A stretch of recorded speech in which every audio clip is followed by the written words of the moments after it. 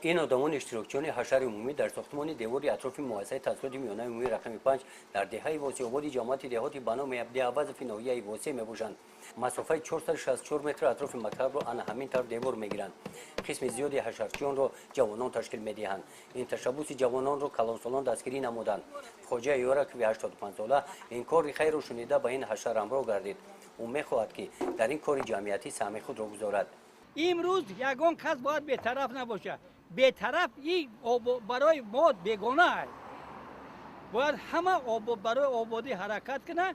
یا حصه خچه در همین آبادان دیها و ناحیه و فرض که ریسپوبلیکا حصه بگذاره. از کنار این مکتب راه ماشینگر گذشته دهه واسع آباد را به دهه گل‌آباد پیوست می‌نماید. اینجا برای پیاده‌گردان راه موجود نبود. با پیشنهاد جماعت دهات حشرچیان کنار راه را هموار نبوده تصمیم گرفتند که بعد ساختمان دیوار راه پیاده‌گرد را می‌سازند. با پیشنهاد جماعت دهاتی به نام عبدالعوض و جلب صاحبکاران بخشیده به تجلیل 30 سالگی جشن استقلالیت دولتی جمهوری تاجیکستان در حدود جماعت دهات 30 انشاءات اهمیت اجتماعی داشته ساخته می‌شوند. در دهه جوره ساختمان بنگاه طبی در عرفه انجامیابی میباشد. این بنگاه طبی از 5 حجره عبارت بوده برای خدمت‌رسانی طبی به ساکنان شرایط‌های مساعد فراهم می‌آورد.